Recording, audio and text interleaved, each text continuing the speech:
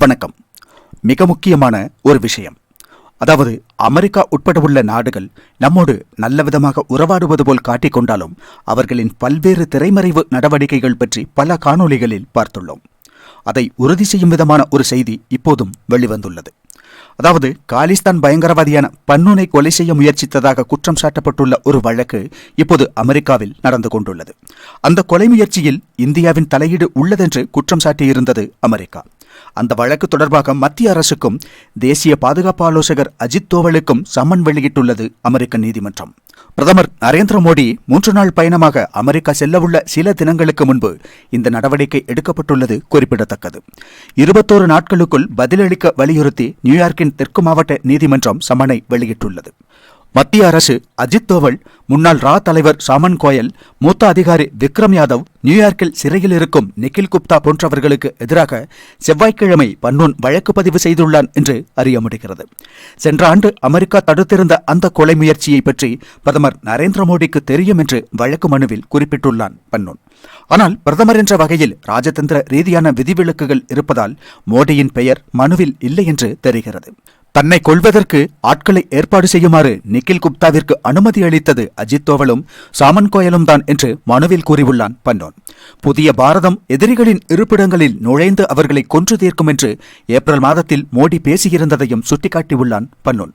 பிரதமர் நரேந்திர மோடியின் அமெரிக்க பயணத்திற்கு சில தினங்களே உள்ள நிலையில் அமெரிக்க நீதிமன்றம் இவ்வாறு சம்மன் வெளியிட்டுள்ளது. அதற்கு கடுமையான மொழியில் எதிர்வினையாற்றியுள்ளது மத்திய அரசு. உண்மைக்கு மாறான உறுதியற்ற ஒரு குற்றச்சாட்டாகும் இது என்று வெளியுறவுத்துறை செயலாளர் விக்ரம் மிஸ்ரி கூறியுள்ளார். மோடியின் அமெரிக்க பயணத்தின் போது இரு நாடுகளுக்கும் கவலை அளிக்கக்கூடிய விஷயங்களை பற்றி பேசலாம் என்பது இந்தியாவின் நிலைப்பாடு என்றும் அவர் கூறியுள்ளார். அமெரிக்காவின் இத்தகைய நகர்வுகளை மிக தீவிரமாக கண்காணிக்கிறது இந்தியாவும். ஒருபுறம் நட்புக்கரம் நீட்டுகிறது, பரஸ்பர நட்பு மற்றும் நம்பிக்கையில் அடிப்படையில் அமைந்த ஒரு உறவை விரும்புவதாக கூறுகிறது அமெரிக்கா. மறுபுறம் பின்புறத்தில் இருந்து குத்த முயற்சிக்கிறது. எனவே இந்த விஷயங்களை எல்லாம் இயல்பாக நடக்கின்றன என்று காண முடியாது. உண்மையில் இது கனடாவில் இருந்துதான் தொடங்கியது. கனடா அமெரிக்காவின் மற்றொரு நிழல் தேசமாகவே உள்ளது. அதனால் அங்கு தொடங்கி இப்போது அமெரிக்காவே செயல்படும் வரை சென்றுள்ளது அந்த பிரச்சனை. பாரதத்தின் தேசிய பாதுகாப்பு ஆலோசகரான அஜித் தோவல் பலருக்கும் ஒரு அச்சத்தை ஏற்படுத்தும் நபராக உள்ளார். பிரதமர் நரேந்திர மோடியின் வெளியுறவு கொள்கைகள் இந்தியாவின் பாதுகாப்பு தொடர்பான கொள்கைகளில் மிக முக்கியமான பங்கு வகிக்கும் நபர்களில் ஒருவராவார் அஜித் தோவல். அதனால்தான் அவர் குறிவைக்கப்படுகிறார். அதுதான் இப்போது இப்படி ஒரு சம்மன் வெளியிடுவதற்கும் காரணமாகும். இந்தியாவிற்கு எதிரான எந்த நகர்வுகளையும் இந்தியாவிற்கு ஒரு கீறல் கூட ஏற்படாமல் பாதுகாக்கவும் அந்தந்த விஷயங்களை அவரவர்களுக்கே திருப்பிவிடவும் செய்வதற்கான அதிரடி நடவடிக்கைகளை மேற்கொள்ளும் நபர்களில் மிக முக்கியமானவராவார் அஜித் தோவல். ஆனால் அஜித் தோவல் மேற்கத்திய நாடுகள் மற்றும் இந்திய விரோத நாடுகளின் கண்களில் விழுந்த ஒரு கல்லாகவே உறுத்தலை ஏற்படுத்துகிறார் அவர்களுக்கு. அவ்வாறு அவர்களுக்கு உறுத்தலை ஏற்படுத்துவோரில் அஜித் தோவலும் டாக்டர் ஜெய்சங்கரும் எல்லாம் உள்ளார்கள். மேற்கத்திய நாடுகளின் இரட்டை வேடங்களை வெளிப்படுத்தவும் அதற்கு எதிராக கேள்வி எழுப்பவும் செய்யும் நபர்களை எதிரிகள் பக்கத்தில் நிறுத்துவதை வழக்கமாக கொண்டுள்ளன மேற்கத்திய நாடுகள். ஏற்கனவே இந்தியா ரஷ்யா உறவை மிகுந்த அச்சுறுத்தலாக பார்க்கின்றன மேற்கத்திய நாடுகள். அப்படி இருக்க பிரதமர் மோடியின் பிரதிநிதியாக அஜித் தோவல் ரஷ்யாவிற்கு பயணம் மேற்கொண்டதும் ரஷ்ய அதிபர் விளாடிமிர் புட்டினுடன் பேச்சுவார்த்தை நடத்தியதுமெல்லாம் அவர்களை சீண்டிவிட்டுள்ளது. அஜித் தோவலின் பெயரை முக்கியமாக குறிப்பிட்டு மேற்கொள்ளப்பட்டுள்ள தற்போதைய அவர்களின் நீதிமன்ற நடவடிக்கைகளுக்கும் அது ஒரு காரணமாகும். இங்கு மோடி அரசுக்கும் ரஷ்யாவிற்கும் இடையே நிலவும் மிக உறுதியான உறவுதான் அமெரிக்காவின் மிகப்பெரிய பிரச்சனைகளில் ஒன்றாக உள்ளது. இந்தியா அமெரிக்காவின் சொல்படி கேட்க மறுக்கிறது. சுதந்திரமான ஒரு ராஜதந்திர கொள்கையை கொண்டுள்ளது பாரதம். அந்த சுதந்திரமான ராஜதந்திர கொள்கையை அமெரிக்காவால் சிறிதும் சகித்துக் கொள்ள முடியவில்லை. அமெரிக்கா இதற்கு முன்பு அந்நாடு சொல்வதை கேட்டு பஞ்சபூதங்களையும் அடக்கிக் கொண்டு நிற்கும் நட்பு நாடுகளைத்தான் கண்டுள்ளது. அமெரிக்காவின் நட்பு நாடுகளாக உள்ளவற்றில் அமெரிக்கா சொல்வதையே தமது கொள்கையாக கொண்டு அப்படியே கேட்காமல் சுதந்திரமான நிலைப்பாட்டை கொண்டுள்ள ஒரே நாடு இந்தியாதான். மோடியும் ஜெய்சங்கரும் அஜித் தோவலும் எல்லாம் அந்த இந்தியாவின் தூண்களாவார்கள். எனவே அவர்களை பிரச்சனைகளில் சிக்க வைப்பதுதான் அமெரிக்காவின் முக்கிய நோக்கங்களில் ஒன்றாக உள்ளது.